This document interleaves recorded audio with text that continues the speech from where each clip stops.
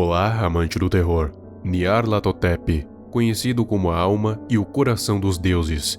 Ele é basicamente o mensageiro dos deuses exteriores. Quando algo precisa acontecer, seja uma raça ser extinta, uma nova nascida, ou um planeta ser destruído e outro criado, é ele que faz acontecer. É a mente pensante dos deuses, sendo ele o intermediário entre eles e toda a vida presente no universo. Resumindo, o faz tudo. Nyarlathotep é o mais importante deus exterior, pois, sem ele, os pilares do universo teriam danos irreparáveis e desabariam sobre si mesmos, e a realidade e tudo que nela habita seria destruído. Menos Azathoth, é claro.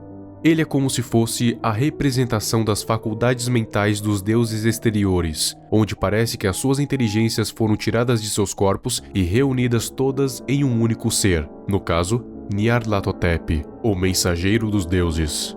Tamanha é a importância desse ser que ele atende diretamente às vontades de Azathoth, pois ele é o único capaz de entendê-las e cumpri-las. E dizem até que ele é filho de Azathoth, mas não no sentido de ser um fruto, e sim uma criação direta.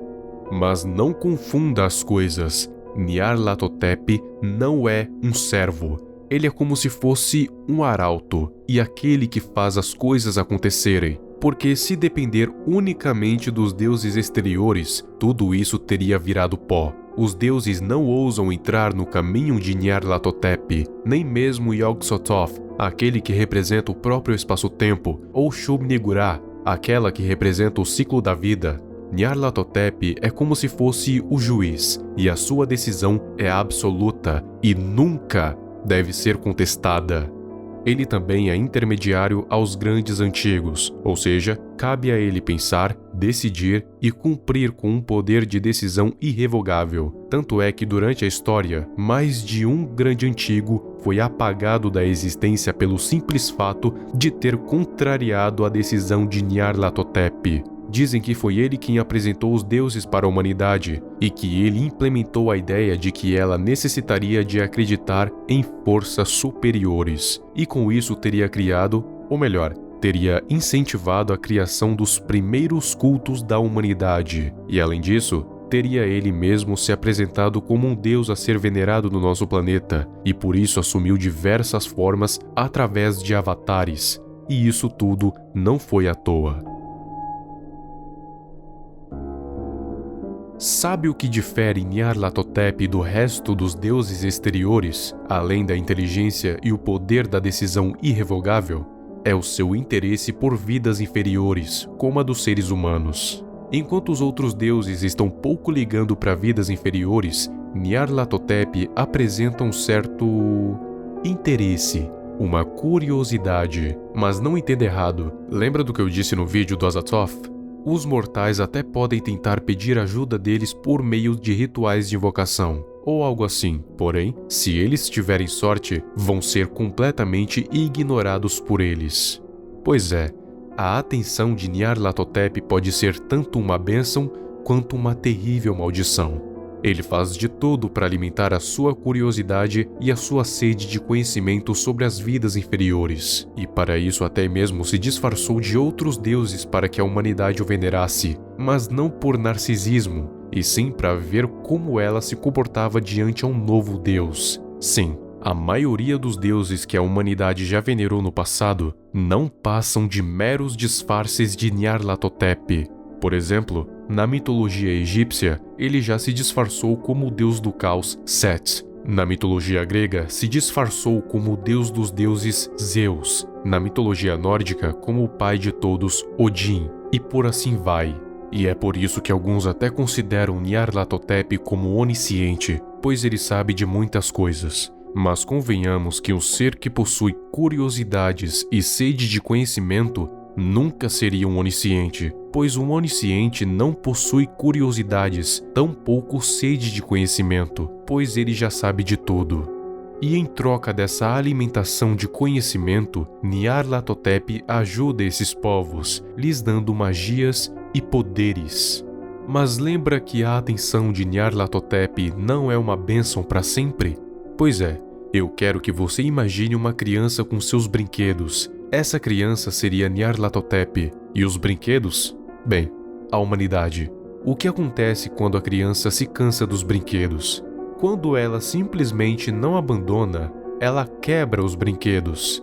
É basicamente a mesma coisa com Nyarlathotep. Quando algum povo já não lhe chama mais a atenção, ou ele simplesmente ordena que seus avatares se apaguem da existência, ou ele devora a alma dos fiéis sem nenhuma piedade. Mas recentemente, Nyarlathotep passou a querer ir um pouco mais além da religião e crença. Ele quer explorar mais a área científica, algo mais palpável, como o ateísmo e áreas filosóficas e científicas.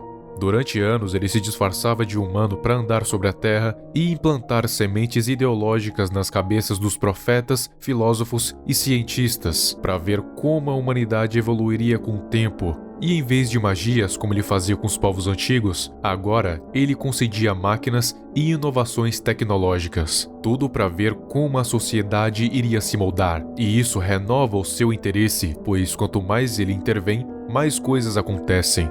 Mas claro que isso não é as mil maravilhas, pois os avanços tecnológicos que ele traz também vêm com um brinde: a loucura de quem os detém. Como, por exemplo, as bombas atômicas que quase foram responsáveis pela nossa extinção há alguns anos. Muitas vezes nós estivemos quase a um passo da extinção por conta das intromissões de Nyarlathotep, e só continua no quase porque ele ainda tem interesse nas vidas humanas, interesse em ver como a sociedade evolui com o tempo. Mas você acha que ele liga se houverem milhões de mortes?